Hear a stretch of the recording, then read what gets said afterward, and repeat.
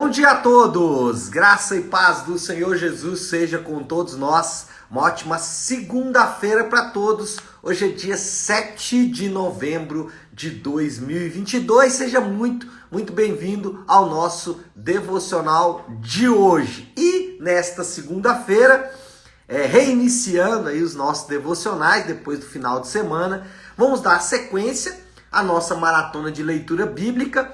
Então nós vamos aí finalizar essa semana o livro de 1 Crônicas e também começar o livro de 2 Crônicas. Então vamos dar sequência aí, então, nesses livros. São importantes para nós entendermos especialmente qual era a visão em relação ao reino e em relação à comissão dada por Deus para o povo pós-exílio babilônico. Mas deixe-me separar aqui um texto, já para a gente começar a conversar nesta manhã. Eu quero ler 1 Crônicas 27, versículo 1. Então, 1 Crônicas 27, 1 diz assim: essa é a lista dos israelitas, chefes de famílias, comandantes de 1000 e comandantes de 100, oficiais que serviam o rei na supervisão das divisões do exército que estavam de serviço mês a mês durante o ano.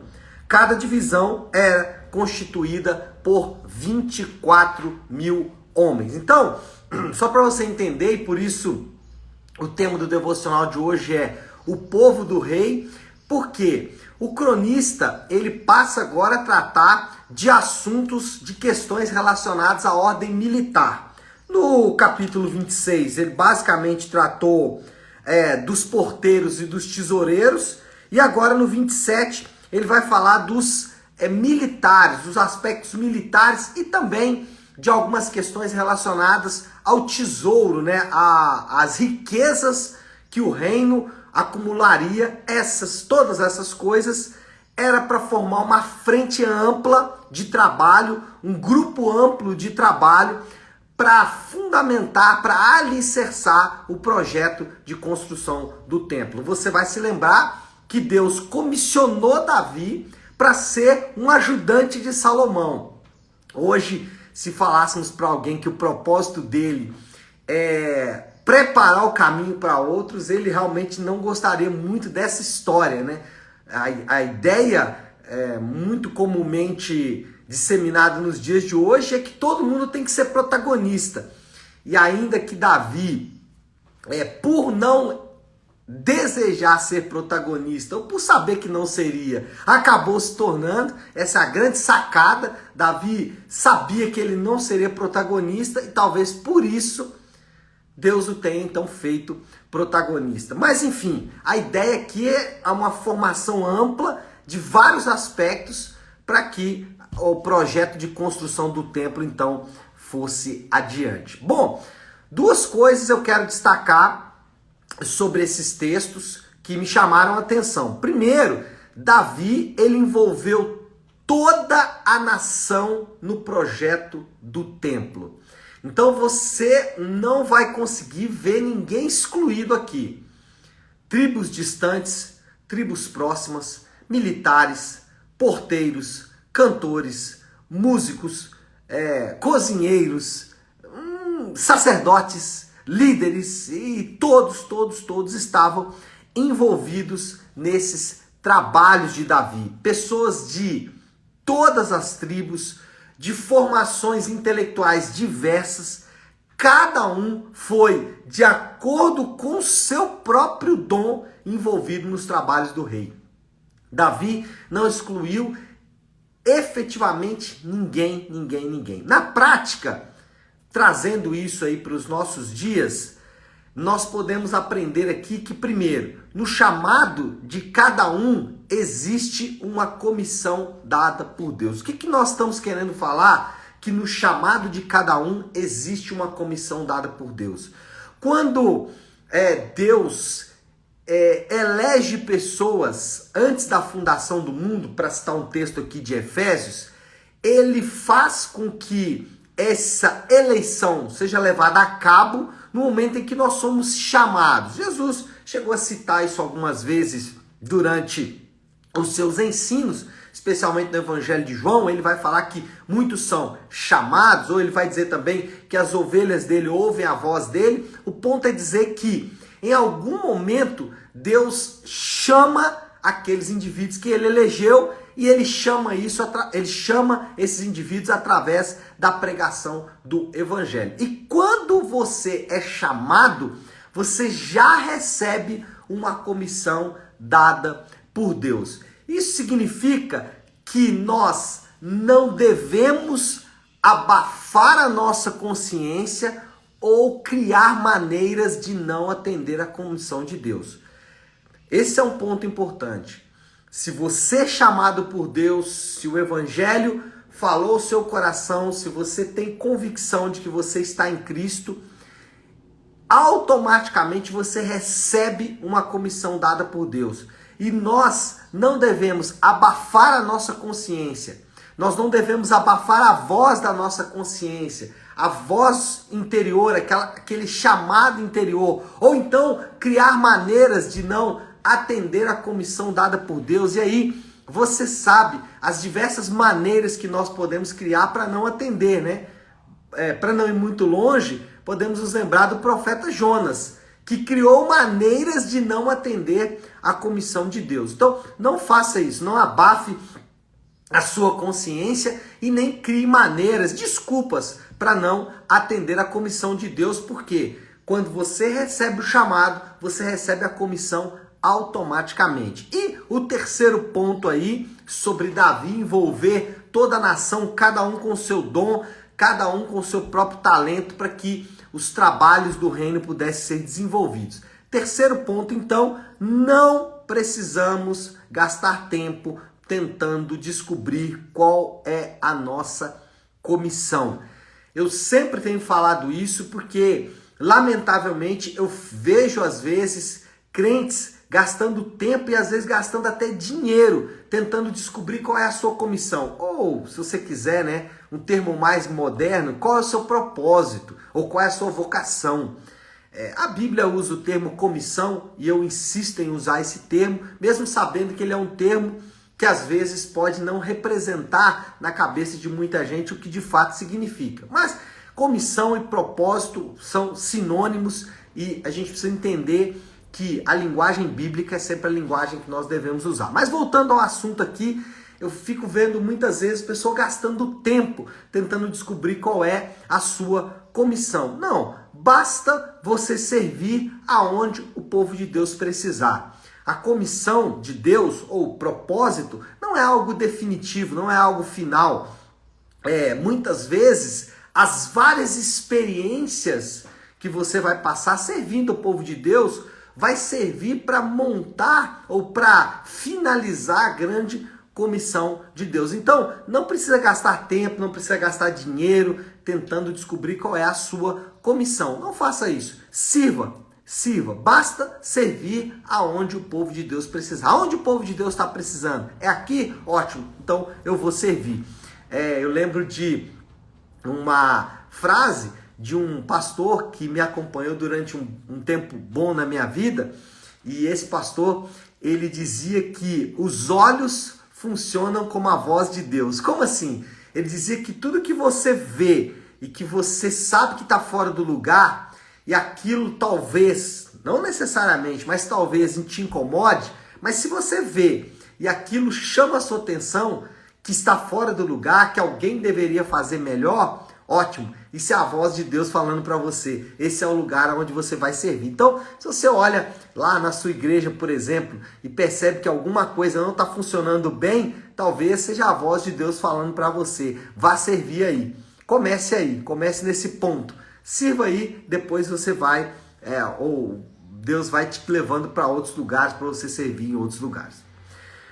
Primeira coisa, então, que eu destaquei aí foi que Davi envolveu toda a nação. Segundo, o aspecto coletivo foi destacado. Toda perspectiva, todo ponto de vista, todo o ensino do cronista aqui foi para destacar o elemento coletivo da comissão de Deus. O propósito dos crentes, a comissão dos crentes, nunca é individual, sempre, sempre coletiva. Isso nós vamos ver em toda a Escritura. Em toda a Escritura, mesmo quando a narrativa destaca um indivíduo, como é o caso aqui de Davi, mas esse indivíduo é destacado para fazer um bem para toda a nação, para fazer um bem coletivo, para fazer um bem para todo o povo de Deus e não apenas um bem para si próprio, não apenas um bem individual. Isso nós aprendemos que a fé não é para ser vivida de maneira individual. Todas as pessoas que tentam viver a fé cristã de maneira individual, eles vão encontrar um grande vazio em relação à fé. A fé não vai fazer sentido. Muitas vezes as pessoas elas se decepcionam com a fé, ou elas se decepcionam até mesmo com o cristianismo, porque na cabeça delas o cristianismo é algo individual, é algo para elas mesmas. E aí, quando elas se deparam com o aspecto coletivo do cristianismo, aquilo decepciona elas. Muitas vezes a gente tem a oportunidade de pregar para alguém e essa pessoa até se empolga, e quando ela vai à igreja e ela encontra uma igreja bíblica, uma igreja que vive em comunhão, aquilo traz um banho de água fria para ela, porque ela queria, ela desejava que os aspectos individuais dela fossem destacados. Eu não estou dizendo com isso que não existam grupos ou igrejas que destacam aspectos individuais, mas quando elas fazem assim, elas estão, por assim dizer, escondendo, para ser bem econômico e educado, escondendo a fé cristã. Fé cristã, ela não é para ser vivida de maneira individual. E qualquer tipo de pregação ou de construção de uma igreja que não destaca os aspectos coletivos, isso está, de certa forma, desobedecendo ao mandamento de Deus. A fé é para ser vivida de maneira coletiva. O povo de Deus é chamado para ser um povo, uma comunidade, uma igreja, uma nação, um reino. Ou seja, sempre, sempre aspectos coletivos. Então, se você tentar viver a fé cristã de maneira individual, eu vou dar uma notícia muito ruim para você. Você vai se decepcionar com a fé. Ou então, você vai, muitas vezes, abandonar a fé para buscar outras respostas que são de maneira individual. E óbvio que isso não é o que a Bíblia ensina, e provavelmente você vai estar se afastando da palavra de Deus e daquilo que Deus ensina. Então, a fé não é para ser vivida de maneira individual. Para comprovar isso que eu estou falando, todas as descrições dadas por Deus de seu povo são coletivas. Olha só, a Bíblia chama o povo de Deus de corpo de Cristo. A igreja é chamada de corpo de Cristo. E aí a descrição, inclusive, é bem efetiva. Ela fala que cada membro ocupa o seu próprio espaço e tem a sua própria função. Corpo não é nada mais coletivo do que corpo, né? Vários membros formando um só, uma unidade. Outro exemplo é família, é a mesma coisa. São vários indivíduos formando uma unidade, formando uma família. E o que eu mais gosto, né, é aquele que a turma diz assim: não, mas eu sou templo do Espírito Santo. E aí dá-se a ideia de que é um lugar individual ali, é você e Deus, né? Deus habitando no templo. Mas pare e pense um pouco. O que é um templo? O templo é o lugar onde pessoas se reúnem para adorar um Deus. E aí eu estou dizendo templo na essencialidade da palavra. Não só os templos modernos, mas sempre foi assim. Pense um pouco no templo de Israel. Era o lugar onde o povo de Israel ia para adorar a Deus. Era um lugar coletivo. Então até o aspecto que muitos acham que é individual, né? Eu sou o templo do Espírito Santo, até isso está querendo ensinar que o aspecto aqui, o elemento aqui não é individual, é coletivo. É um lugar para o povo de Deus adorar a Deus. Então, até nesse aspecto, o aspecto do templo, ele é coletivo. E ainda tem um outro ponto aqui, uma outra perspectiva, né? Quando alguém diz, eu sou o templo do Espírito Santo, o que ele está dizendo? Um templo, ele está ali para servir e não para ser servido, né? Um templo está ali para ser usado para que pessoas vão adorar a um Deus específico. Bom, fé cristã não é para ser vivido de maneira individual, e se você tentar viver assim, não vai funcionar, você vai se decepcionar com o cristianismo, você vai se decepcionar com a fé. Moral da história, então, já para a gente concluir. A comunidade do povo de Deus recebeu destaque especial das Escrituras, deixando claro que Deus trabalha com a totalidade de seus filhos. Então, o aspecto coletivo recebeu ênfase em toda a Escritura, em toda a Bíblia. O povo de Deus era o destaque. Até quando Davi foi destacado, ele foi destacado por organizar o povo de Deus. Então, preste atenção no aspecto coletivo que é dado nas Escrituras para o povo de Deus. E o desafio do Léo é o nosso desafio aí, a nossa aplicação de tudo isso que eu falei para iniciarmos a semana é relacionado à motivação. Porque tudo isso que eu falei aqui, você pode fazer por 3 motivos essenciais e um deles é o correto. Você pode fazer, por exemplo, para aplacar a sua consciência. Você pode viver a fé cristã de maneira coletiva, destacar o povo de Deus, não perder tempo com o seu propósito, fazer aquilo que estiver à sua reta para fazer, para aplacar a sua consciência. E essa não é a maneira correta. Você também pode fazer simplesmente para obedecer a palavra de Deus e, de certa forma, por cumprir a lei de Deus. Isso é legalismo. Você faz simplesmente porque é uma lei e ponto final. Mas a maneira correta de você encarar isso é a maneira evangélica. Como assim?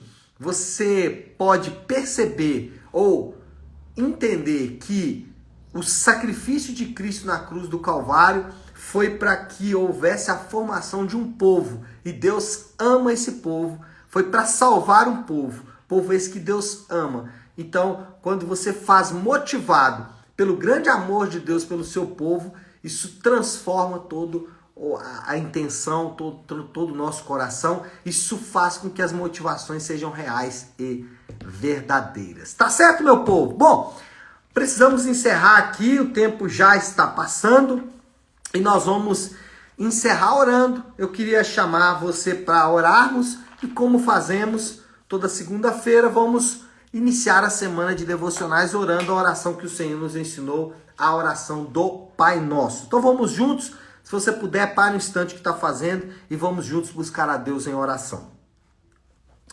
Pai nosso que estás nos céus, santificado seja o teu nome. Venha o teu reino, seja feita a tua vontade, assim na terra como no céu. Dá-nos hoje o nosso pão de cada dia. Perdoa as nossas dívidas, assim como perdoamos aos nossos devedores. E não nos deixes cair em tentação, mas livra-nos do mal, porque teu é o reino, o poder e a glória para sempre. Amém, amém e amém. Amém, meu povo? Bom, então é isso. Nós vamos ficando por aqui. Eu quero só deixar um recado importante. Hoje, às 20 horas, na nossa Igreja Nave, nós vamos ter o Talk de Homens. Ainda que seja de homens, qualquer pessoa pode participar, claro, porque o assunto não vai estar relacionado diretamente aos homens, mas a palavra que foi pregada ontem na nossa Igreja Nave. Então você pode participar hoje a partir das 20 horas e vai ser uma grande bênção, tá bom? Deus abençoe, ótima segunda-feira, semana abençoada para todos, fiquem com Deus.